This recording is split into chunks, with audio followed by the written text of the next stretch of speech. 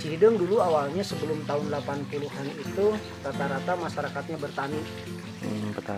Bertani sayur mayur, kemudian juga sawah dan peternakan. Nah, sejak tahun 84 yang saya ingat, itu masih SD, mulai ada komoditas baru masuk. Tanaman hias. Ya. Kemudian seiring dengan waktu, tanaman hias itu berkembang pesat di Cihideng sejak tahun 88. Sejak tahun 88, di mana di situ ada event nasional. Pameran ya? Event nasional pameran kendaraan berhias bunga. Florikultura 88. Ingat banget saya. Jadi ada pawai kendaraan berhias bunga dan orang-orang Cihideng itu merupakan salah satu bagian yang ikut dalam event itu sebagai tim dekorasinya. Oh, tim dekorasi. Jadi bukan sebagai pengirim kendaraan berhias bunganya, iya. tapi sebagai bagian dari suplai tanamannya dengan sekaligus dekorasinya. Karena pesertanya kan pada waktu itu pesertanya BUMN, BUMD, kemudian dari kementerian, mobil-mobil itu, termasuk dari luar negeri. Oh, ada juga yang di luar. Banyak dari luar negeri, terus dari Belanda, dari beberapa negara lainnya. Nah, dari situlah sehingga akhirnya muncul pengakuan dari para pejabat publik di level nasional melihat bahwa Cihideng itu bagian dari potensi yang harus dikembangkan. Sehingga pada saat itu atas diskusi dan saran obrolan dengan para pejabat keras antar para tokoh, terbentuklah koperasi pada waktu itu. Koperasi pertama ya? Koperasi Bunga Cihideng Indah. Dulu mah ada aturan KUD itu hanya per kecamatan itu satu koperasi dulu.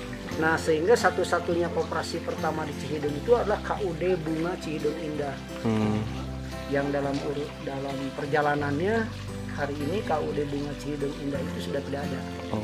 Dan sekarang sudah berganti nama jadi Koperasi Sarwa Mukti yang core bisnisnya malah di susu. Susu berubah ya jadi susu. Akhirnya tanaman hias itu tadi menjadi profesi sendiri-sendiri dan juga beberapa terbentuk kelompok-kelompok tani. Nah, sejak tahun 88 itulah tadi Cihideng dikenal menjadi salah satu sentra budidaya tanaman hias di Indonesia.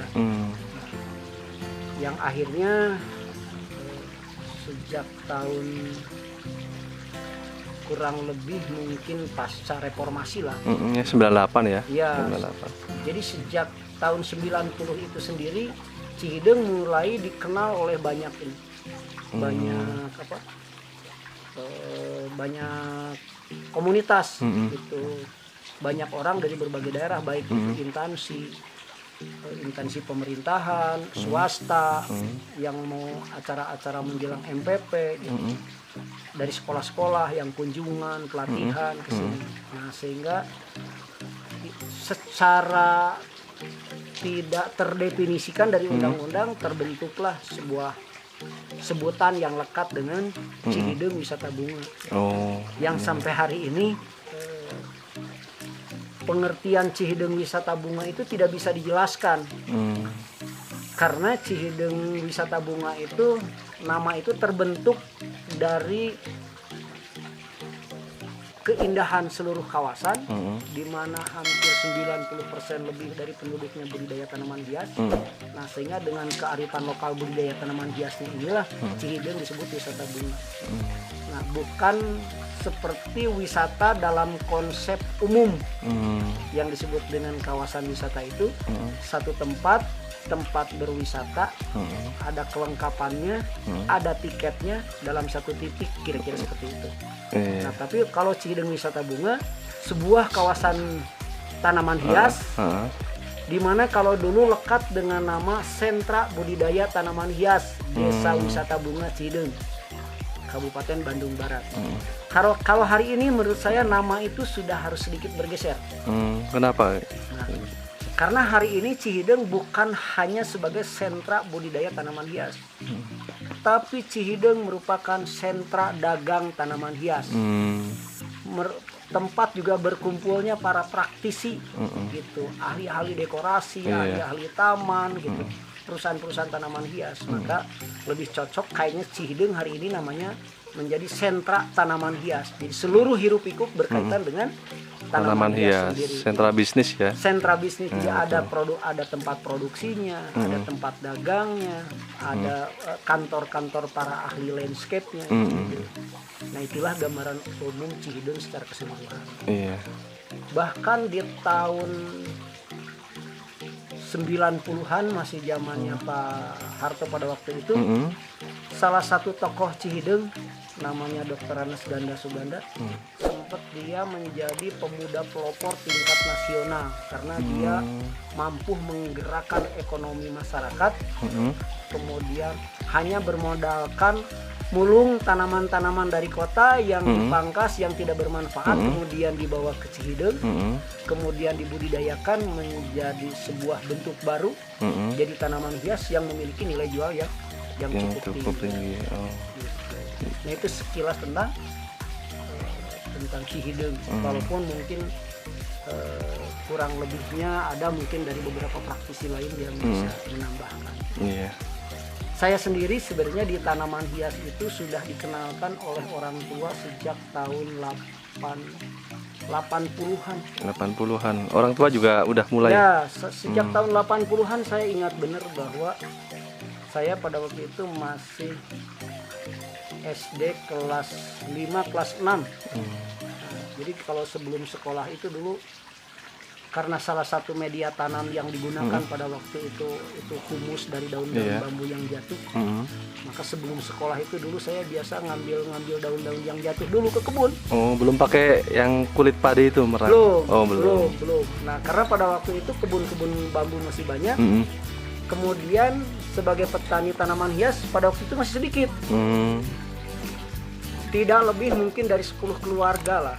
Ya, salah satu yang berbudidaya tanaman hias yang cukup serius dan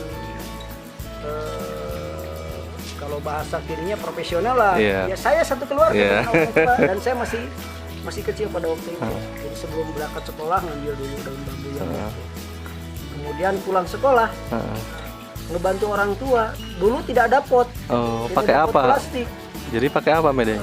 Tidak ada polybag plastik yang sekarang, tidak ada pot plastik yang sekarang.